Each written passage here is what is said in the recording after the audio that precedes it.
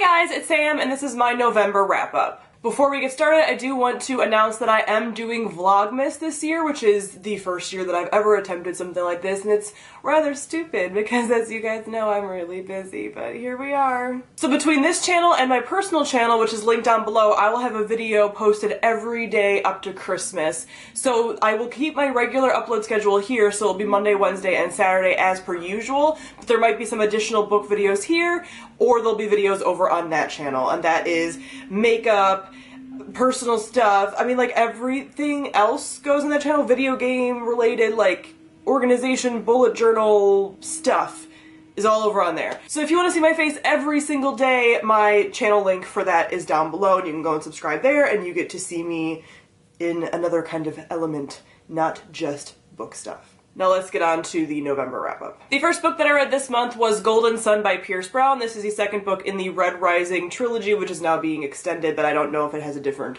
name now, if it's going to be Red Rising still or something else, but you get the whole deal. This is a adult dystopian science fiction story, and it is so fast-paced and so much fun. I have done a full review for this already, so I'm not going to go into too much detail about it. I will link that review for you to check out. I adore these characters. This is such a fast-paced story. If you're thinking that this is like a stupid dystopian series, it's not. It really just takes it up a notch, and it is, the stakes are so high, and I'm so attached to these characters and this main character and just everything that's going on with them, so I cannot wait for the next book in the series, and I'm going to continue the series, and this was just loads of fun. I gave this one 4 out of 5 stars. I then read They Both Die at the End by Adam Silvera. This is a young adult contemporary story that has a mix of science fiction and that these characters in this world all know when they're going to die because they get a phone call on their death day telling them they're going to die at some point that day. They just don't know when or how. So these two main characters end up meeting through an app where you can meet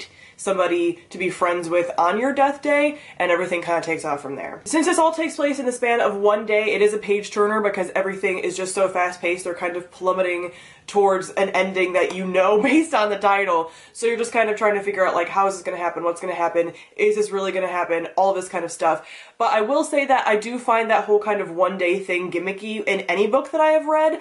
It's just hard for me to kind of imagine, like, are these emotions real because they are real, or are they just because of this all taking place in one day for the characters and it just being very, like, high energy, high hormones, high emotion in general. So I just find those kind of stories gimmicky, and I do wish that I knew a little bit more about the sci-fi element of the story, but ultimately it is mostly a contemporary. It just has that little sci-fi twist, so you're not going to know about that element. But overall, I did enjoy this. These two characters do have very unique voices. I have done a full review on this, so I will link that for you to check out if you want more of my in-depth thoughts. But I do describe this as Aristotle and Dante discover the secrets of the universe meets The Sun is Also a Star, meshed together. So if you like both of those stories, if you like two male friends falling in love, and this whole one-day element that is The Sun is Also a Star, and like the two POVs, then you're going to probably enjoy this. I gave this 4 out of 5 stars. I then listened to Me, Earl, and the Dying Girl by Jesse Andrews on audiobook.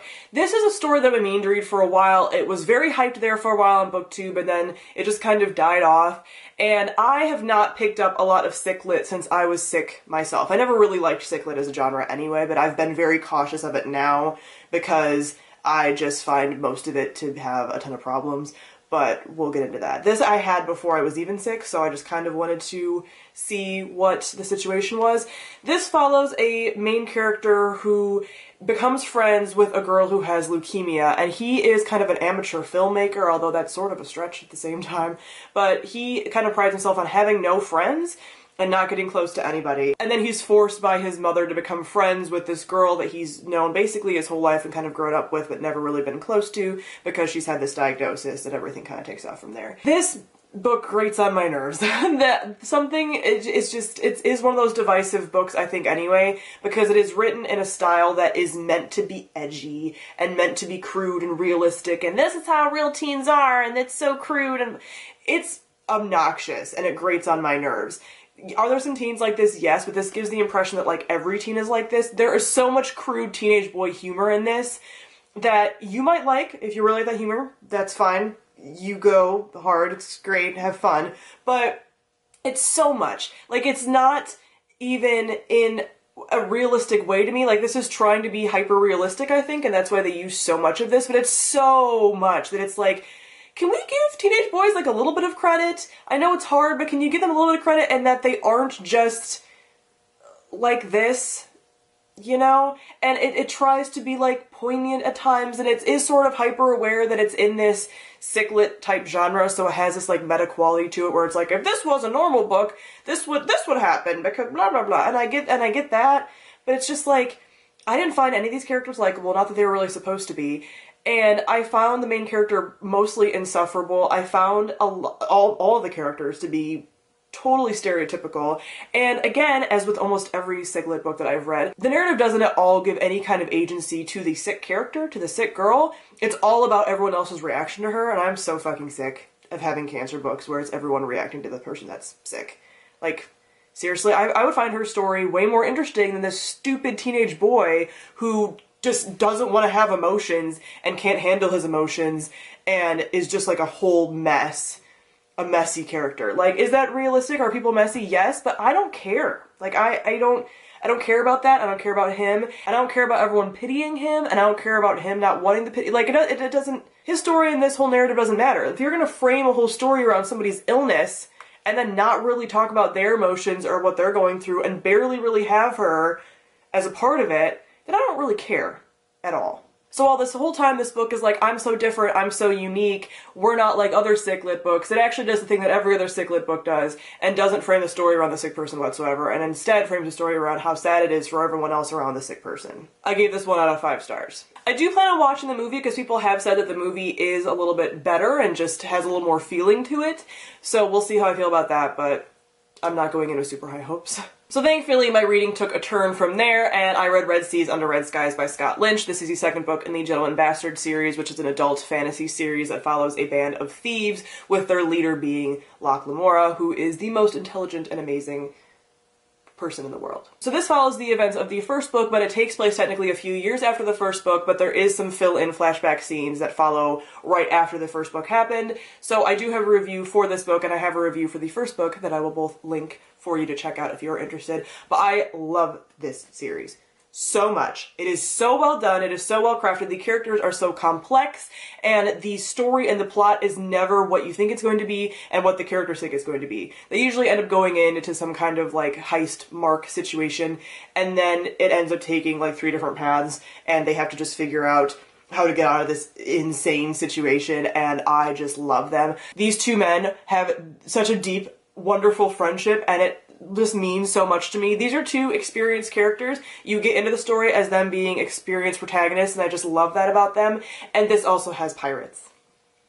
It has thieves and pirates. It's basically Ocean's 11 with 2 people meets the Pirates of the Caribbean. It is blessed, and I love it so much. I did ultimately give it 4.5 out of 5 stars because I'm trying to be really stingy with my 5 stars these days, and there are a couple elements that I didn't love. The ending was wrapped up really quickly, I think, but it's still good. But there was a few elements that I was like, you could have taken a little more time with this, and there was one thing that happened that I found a tiny bit predictable. But overall, I am very rarely able to predict anything that happens in these stories, and I love the world, I love the characters, I love the writing, I love everything about this. So 4.5 to even 4.75 out of 5 stars. This series is amazing. If you haven't picked it up yet, you probably should. And lastly, there was Tome Topple, which is a readathon that I created and host that took place over the Thanksgiving holiday. I read Laundress by Brandon Sanderson. This is Brandon Sanderson's first book. It does take place in his vast Cosmere universe where all of his series exist for the most part. There's a couple that don't, but that exist within this Cosmere universe that he has built and crafted, and I don't even know. But this is the very first book that he ever wrote. And I put this book off for a long time because people were like, oh, it's his first book. It's not as good as his other books. I started with the Mistborn series, so people usually say that that's one of the better ones, and I was like, oh, I don't want to read this because it's going to be not as good. It's going to be like 3 stars. I'm not going to like it. I was wrong. So this takes place in a world where there used to be Elantrians, and Elantrians are kind of these godlike people. People are kind of blessed with these Elantrian magical abilities. You just kind of wake up one day and you are an Elantrian, and everything's beautiful, and you can do all this magic and all this stuff. But 10 years ago in this world, something happened in which the Elantrians almost became cursed, and they no longer have their magic, and they basically look like they're almost decaying, and their city is just in ruin, and they have been shunned from the rest of the world.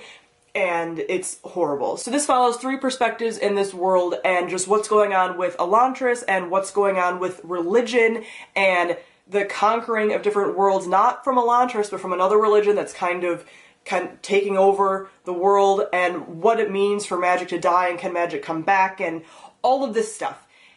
It was so good. So I was very surprised by how much I love this. This is definitely more of a politically leaning book, I would say, because there's a lot more like political machinations, whether it's within Laundress with one of the characters that's in Laundress, or whether it's outside of Laundress surrounding it and what's going on in the major world and everything like that. But this was so well done, and the characters I think were really well crafted as well, which is what I was surprised about. So I love Mistborn, and one of the protagonists is one of my favorite protagonists of all time in Mistborn, but there's two other protagonists that I don't really like, one of them being a female character I think is really poorly written. So I was not having high hopes for this, but I feel the main female character in this book is leaps and bounds above that character in that book. She is much more complex, she is much more well written, it has just like a wholeness to her, and it just makes more sense and flows better, and I really like her. And then one of the other male main characters, it has a similar personality to one of the main characters in Mistborn, not completely, like they're very different, but he's just very good, and he's really well done.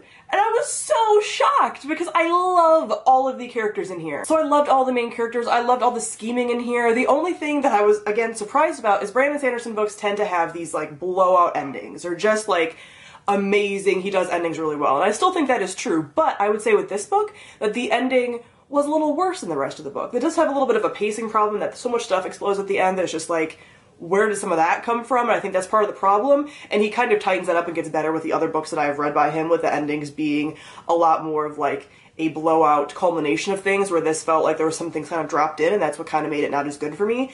But I loved the build-up. I didn't find any of it beforehand slow, and sometimes I've read other books by him where like most of the book is slow and then the ending just like totally makes up for it. But this, I felt like the majority of the book was really, really good. I loved the characters, I loved the cast of side characters, I loved what it was talking about with themes of religion, because I really like how Brandon Sanderson talks about religions within his worlds, and he is always doubtful of religions, like all of them. Like he always, that's what I really like about him, is that he puts religion in there, but it's always this questioning of religion and the interaction of religion and magic and what that means, and just the scheming of humans, and it's just so good. So I loved this. It still ended up being 4 out of 5 stars because I think the ending was a little weak, and that part I think just didn't quite work out as much as I would have liked to, but ultimately really loved this.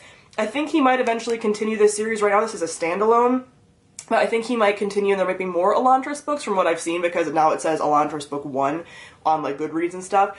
But I loved this, and I would like to see more about this, and this is the start.